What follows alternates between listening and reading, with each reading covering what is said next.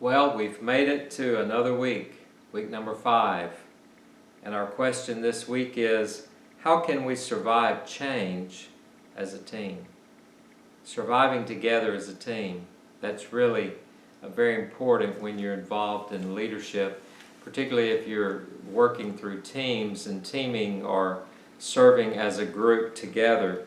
And so one of the popular writers of the day, Deborah Sonohara, suggests the following for surviving change as a team. Again, you'll find these posted at Blackboard under week number 5.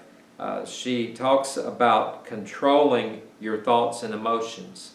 And so what she means by that is, what do you choose and when do you choose it? For some, this is the most difficult skill approach. Control your thoughts and emotions. Don't let them get out of whack. Don't let them run ahead of you. Don't let them get you into difficulty. Number 2, she talks about let go of the past and focus on the future.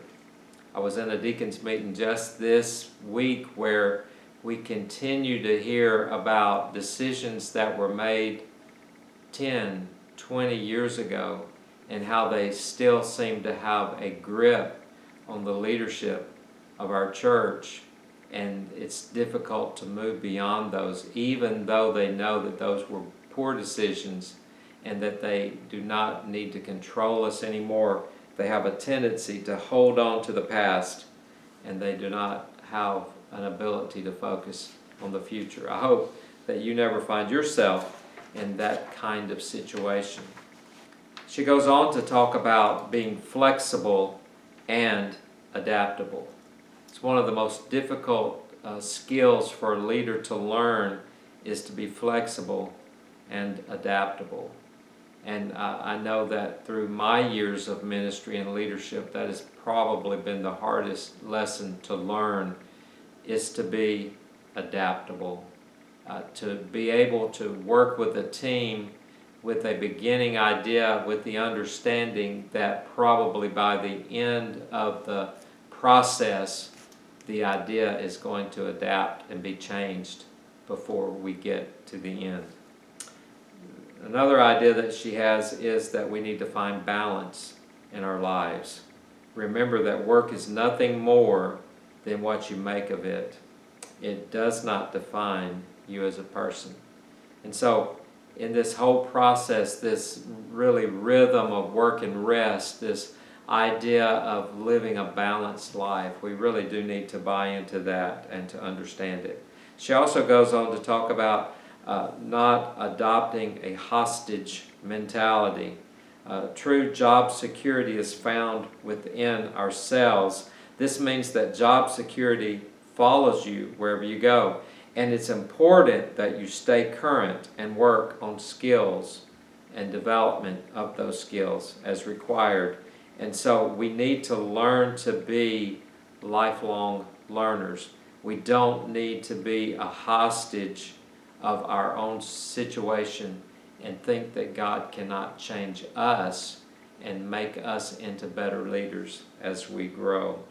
And finally, she suggests that we live in the mindset of renewal and continuous improvement, somewhat related to the one before that. Well, these are some ideas that relate to the question of the week, how can we survive change as a team? And so to survive that, we're going to be reading again this week from Edmondson, and she is going to help us understand some of that. John Cotter is also going to help us with that. There is a link to a PDF article of John Cotter, and Cotter is by far one of the most important writers in the field of cultural change, and really this whole process of dealing with transitions and change. How is it that we help our people understand these concepts? He is not writing from a Christian worldview. However, I think that common grace will prevail and inform us of some great teachings that he has drawn from his own experience. And so I hope that you'll enjoy reading Cotter's work. Cotter's one of my favorite writers, and I know that you'll enjoy reading that. We have two activities this week, and they're both good activities, good exercises for us to learn about how to survive this whole change process as a team. And in activity number 10, we're going to apply knowledge. We're going to read the Cotter article, and then the first thing that we're going to do is we're going to offer alternative actions to those of Cotter that have proven useful to us or to you through a change process. So in this approach, you're going to be able to read Cotter and then respond to Cotter with alternative actions, things that you've actually done yourself or been involved in, or that you've seen in real life as you have dealt with a change process. And so in essence, you're going to be teaching John Cotter something that perhaps he doesn't already know. So enjoy that opportunity to share your knowledge with Cotter and with the rest of the class. And then the second part is appeal to Scripture, identify and list biblical principles for facing change.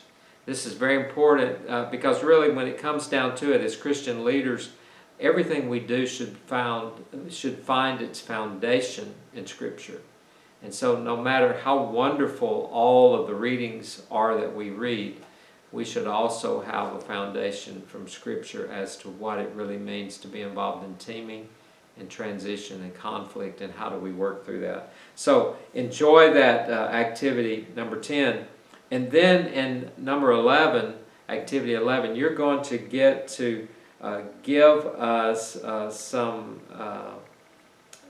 great knowledge as you refer to the biblical principles offered in the discussion board activities, and you're going to develop a sermon outline entitled How to Live Through Change.